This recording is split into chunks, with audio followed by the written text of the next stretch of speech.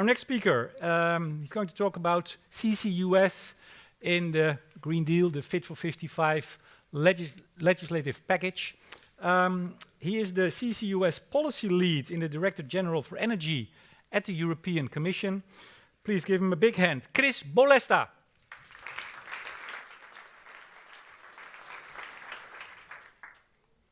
Hello, good morning. It's actually a pleasure to be here, live. I've seen so many of you through Zooms and Teams and all the rest of it. It's tiring. So it's quite refreshing to be here live. And it's good that it's not 2010, 11, where CCUS story was down, because organizing an event back then on a ship would be a bit of a bummer. Too much, Titanic kind of. Anyway, let me start from a short story of CCS in the Commission, because it's not something new. As I said, we already tried to do a big moon landing with the technology in 2007. We had all sorted out the support system, the legislation, first of a kind, for safe storage and transport of CO2, a support scheme called NER 300 with hopefully a couple of billions of euros. But unfortunately, instead of a big moon landing, we had a big crash, because there was no business case back then. We designed a demonstration exercise for 12 big coal-fired plants to get rid of the CO2. One of them actually located in Rotterdam, called Maasvlakte at the time, and then I think a road project. There was no business case for that. Renewables took over the power sector, and that's great, but we needed to demonstrate CCS. But we just focused on a narrow power sector, which proved to be the wrong kind of CCS. And of course, our support system in the Commission didn't work as we planned, and member states also didn't put enough money to actually push the technology through the so-called valley of death. But we have now a new dawn for CCS. I strongly believe that this is a different start for the technology, a reset button, if you will, because now we have more stringent targets for Fit for 55. The ETS is really starting to kick in, bringing higher carbon price, which helps the technology.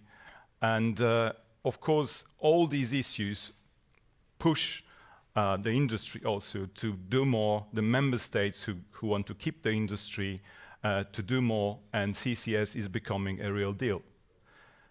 This is what we are, we are constantly modeling what the future could look like. And if you see the bars on your right-hand side are the more realistic scenarios that we did, and you see that almost up to 600 million tons could be captured in Europe in 2050. And this is not the power sector as we imagined at the beginning. It's mostly the hard-to-abate sectors: cement, steel, chemical production. We also think that CCS will be very, basically indispensable to kick off the hydrogen market, to start with the blue hydrogen. And then transition to the green kind. And of course, the new thing in the market, so the carbon removals, because not many sectors, there will be some sectors that will be extremely difficult to remove carbon emissions. So if you apply carbon capture and then store permanently non-fossil CO2, that you will have offset this kind of emissions. And of course, there will be some CCS on power, but not on coal as we initially imagined, but on gas. And we have learned our lesson how to design a support scheme. Now we are more flexible in the Commission, and we target at innovation technologies, including the industry. And these are the 4 projects that we awarded money last year. Among 7 projects, innovative decarbonization projects, 4 were CCS. So that tells you a story how industry is active and how CCUS technologies are pushed in our policy. And if you look at these projects, they could be not any more different to the big coal plants that we originally intended. There's a cement plant, there is a blue hydrogen production, there's even a biorefinery with CHP that will actually hopefully generate negative emissions.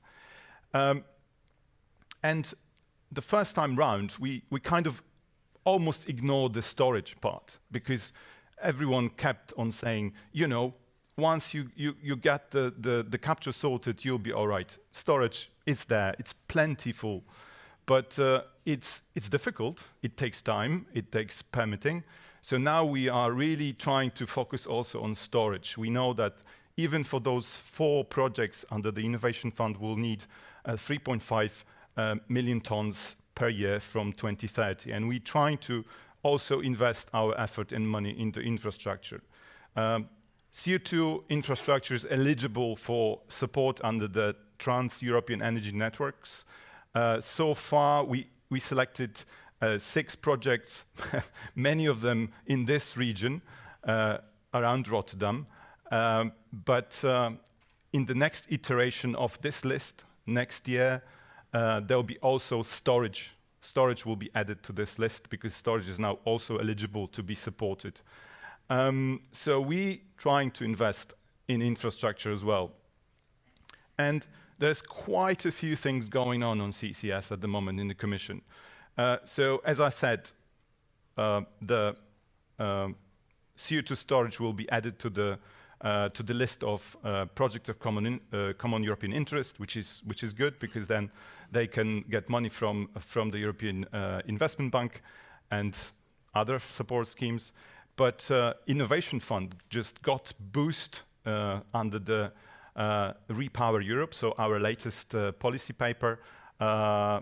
There'll be more money in the Innovation Fund, so more money for potentially for CCS and CCU. The next projects that will be awarded money will be actually announced next month. And many of the potential bidders are from the energy-intensive industries, so I would assume that many of them are also CCS and CCU. We will look into what the potential Europe-wide CO2 transport infrastructure looks like. We are starting to do a study on this and also a study on how the regulatory regime should look like for CO2 infrastructure, because we have to see what are the rules of third-party access to the pipelines, to the storage sites, whether you need a regulatory oversight, there's a dedicated authority or not, things like that, business models. This will be another study that we are starting to do now in the Commission, and also 2 additional initiatives. One is looking into potential CCUS industrial initiatives, so something like Hydrogen Alliance, but for the CCS and CCU industry. And of course, many stakeholders come to us and say, hydrogen has their own strategy, why not CCS and CCU? So we decided to produce a strategic vision for CCS and CCU, how the technology could play a role, what role it could play in the decarbonization of European economies. So there's plenty of going on. We also hope that the industry steps up their effort, and like this project that we've seen already presented, there'll be more of them, and we can really say that this is a new dawn for CCS, and there'll be no more Titanic references anymore. Thank you very much.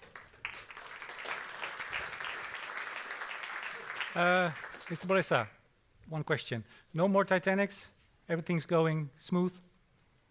Of course not everything's going smooth, but we're trying to make it smooth. Okay, but can you give me one example?